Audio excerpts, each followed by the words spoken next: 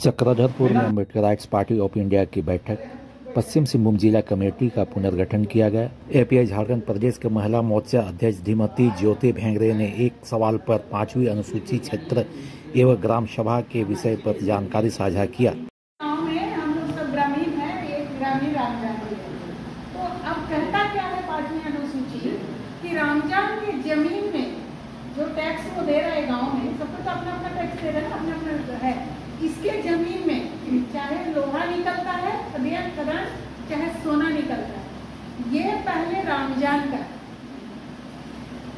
ये संविधान कहता है। सुप्रीम कोर्ट बार बार बता रहा है कि ये सीकेटी गांव में ग्रामीण है हम लोग, और रामजान की जमीन में लोहा चाहे सोना चाहे आभरण निकलता है तो वो रामजान का है। उसके बाद ग्राम सभा का है, क्योंकि रामजान का जो जमीन है वो इस ग्रामीण हमारे 5वीं अनुसूचित क्षेत्र का जो जमीन है वो सामाजिक जमीन, हमारा समाज का जमीन। तो समाज की जमीन में वो एक जमीन रामजान का है। तो रामजान की जमीन से निकला तो वो खनिज चाहे कुछ भी है वो रामजान का है। उसके बाद ग्रामीण का है, ग्राम सभा का है। उसके बाद अकॉर्डिंगली वो जाएगा आपका सेंट्रल गवर्नमेंट का।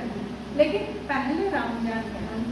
तो अगर 1% भी रामजान को देता तो आज एक खरबपति होता।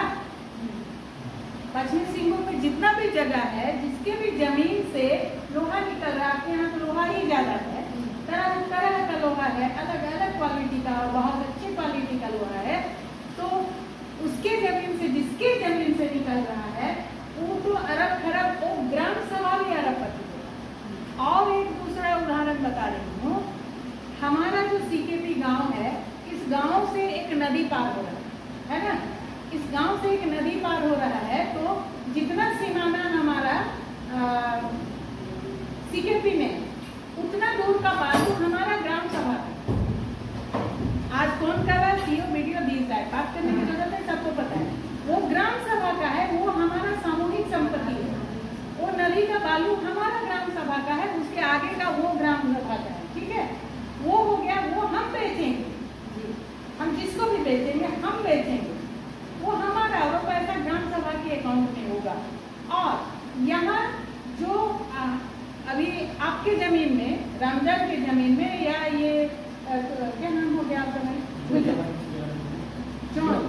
चौन के जमीन में अगर बहुत बड़ा कोई चट्टान में पत्थर है तो वहाँ क्रेशर लगेगा तो पत्थर इनका है।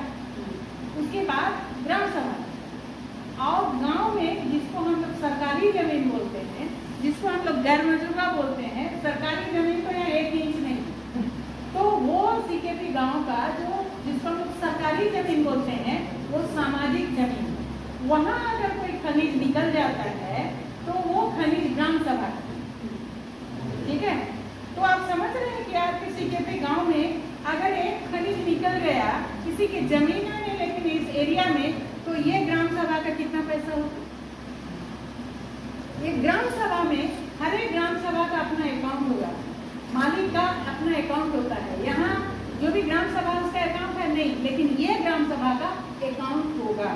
आप कल को आपके गांव का विकास के लिए सरकार से जो भी पैसा आएगा, आप चाहेंगे तो डीसी आपका, आप प्रोजेक्ट बनाएंगे, हमारे गांव में ये तालाब चाहिए, आप प्रोजेक्ट बनाएंगे और उसको देंगे। हाँ, 5 लाख का तालाब बनेगा, 5 लाख आपके ग्राम सभा के अकाउंट में आएगा।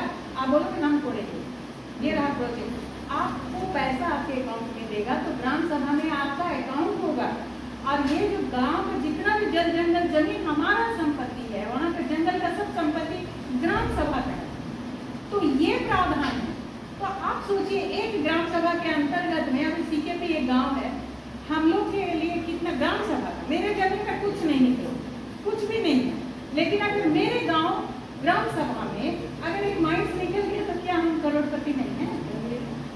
तो ये प्रावधान है 5वीं अनुसूचित क्षेत्र में, और ये पावर है ग्राम सभा का। और यहाँ का नियम कानून हम बनाएंगे, थाना वाला और एमएलए। जैसे मैडम बता रही है कि डरवाते हैं कि वो ये नहीं, वो एमएलए एमपी को खड़ा करके मैं बोलूंगी, जिस क्षेत्र में अगर वो एमएलए एमपी आज डराता है तो मैं उसके मुंह के सामने खड़े होकर बोलूंगी यू आर रॉन्ग, ये असंवैधानिक काम कर रहा है और गलत है, और ऐसे हम लोग को डरवाता है।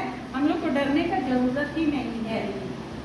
पहले तो एमएलए एमपी ही नहीं होना है, यहाँ इलेक्शन में सिलेक्शन होना, इस एरिया में इलेक्शन में सिलेक्शन होना है। लेकिन कीचड़ साफ करने के लिए तो तालाब में घुसना पड़ेगा। गंदगी कीचड़ लगेगा बोल करके हम बाहर से साफ करेंगे क्या? नहीं। तो फिर हम इलेक्शन में जाएंगे, कीचड़ में घुसेंगे और कीचड़ को साफ करेंगे। फिर उसके बाद एमएलए एमपी होंगे, but elected not selected, selected not elected. तो बाद की बात है ना, ये क्षेत्र सिलेक्शन का है, इलेक्शन का नहीं है। हम पंचायत को इलेक्शन से मना करें, एमएलए एमपी सिलेक्शन में जाएगा, इलेक्शन में नहीं जाएगा। तो जब हमारी सरकार आएगी तब ना, अभी तो वैसे चलना पड़ेगा। इसीलिए सब लोग बात करते हैं। मैं इसमें इसलिए बोल रही थी, मैं 5वीं अनुसूची का प्रचार प्रसार का काम करती हूँ, इसीलिए पता है कि प्रचार 5वीं अनुसूची में क्या है। तो जो मैडम बोल रहे लोग डराते धमकाते, मैं किसी से डरती नहीं, मैं मुंह पर बोल सकती हूँ। पर आप डरा रहे हैं, आपका विधानसभा क्षेत्र है, मैं मुंह पे बोल सकती हूँ। वहाँ रांची में तो लोग परमिशन देते थे, तो रोड में घेर के घर में तो आ सकते हैं ना, जिसको डराता है उसके साथ में।